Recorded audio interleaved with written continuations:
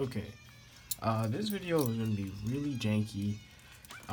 This is all blurred out. Well, but I bought a new camera to replace my old camera, which is in this box. Now, there's gonna be a lot of noise because I'm in a dorm and everybody's obnoxious, but bear with me. So, ordered a new camera and I shipped in the old one.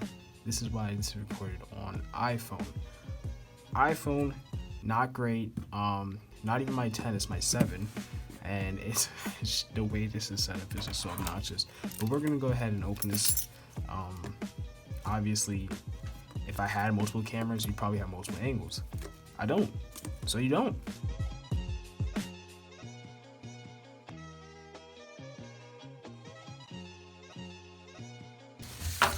Alright, cool. So we got the package open, probably upside down. Oh, look a little box. So I ordered this from a company called MPB, which specializes in used video gear. Basically what you do is you take in all your old stuff, trade in for new stuff, like GameStop, except it's like a 1-to-1 ratio. So I had a T3i that was like $140, $150 worth. Traded in for a Canon M6. This came out in 2016, 15, whatever. Canon M6, really small camera, a lot smaller than I expected actually. And so this will help me make videos better, because before the quality would make me like cringe every time I had to freaking do anything with video for too long. So luckily this isn't hot garbage. Minor mistake.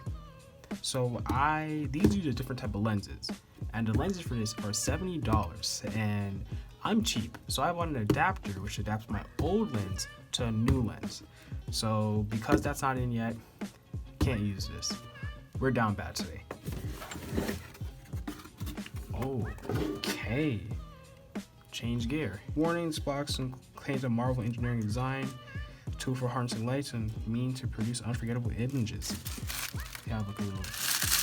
This is actually really cool. Just like, I don't even know how to describe it. It's like a honeycomb pattern for a battery charger. The Canon M6 battery charger. Really excited. Like I don't spend money on things like this, so this is probably the most expensive piece of equipment I've bought for production in probably ever.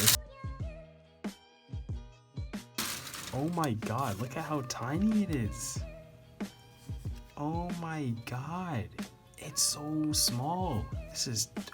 I have some pretty big hands. This is small. Like, this is my wallet, and this is the size of the camera. Fun fact, the camera is worth more than the wallet, so that's depressing. It's so cool. It has like little like dials for exposure. Has this. I don't know what this does. I assume that just can be mapped. I don't remember. Basic Canon camera switches. Cool. ISO set, like, you know, like a spin dial. HDMI. Beautiful. It's micro HDMI. On this side, we have pop-up flash. Okay. That's actually really cool. I'll put the specs on screen. And then it has like a little tab for our microphone, and it's not micro USB. That is micro USB. You have a little screen, articulates like this, also flips up, take it all the way down like this, you know, hit those angles, hit those shots. It's mostly because you would aim like this when taking photos. Let's see if it turns on. It does not. The battery's probably dead, not his fault, but yeah, that's really cool. I'm gonna go get it charged, and we'll probably come back and see what it has. So many hours later, I charged the battery. I was doing stuff. In fact, I'm still editing this video as we speak. I put a microphone on it because this is the microphone I normally use. As you can see, this camera is small, slim, skinny. This is big. This is massive. Compared to this camera, obviously it has a windscreen on it. So if you take this camera screen and we try to flip it up, we can see that it's blocked quite a bit actually. Unfortunately, this is in a way, so I had to get a mount for this, or I can just externally record it. I'll figure something out, but for now, this is how the camera is set up. Now, I have not turned this on. Therefore, I have no idea what the software is like. I have no idea how this thing operates. Nothing. Not a goddamn thing. So I'm gonna turn this on for you and me. Let's turn it on. Green light. Right now it doesn't have any lens. It has lens cap on. If I take off the sensor, it just shows white. Well, it shows colors. Cool. Mirrorless cameras do sort of wacky things, but still. Anyways, go into the menu system. We have Wi-Fi connecting. You can use the spin wheel, which feels really, really good. Really good. All sorts of stuff. Here, this is what we want. The meat and potatoes of it.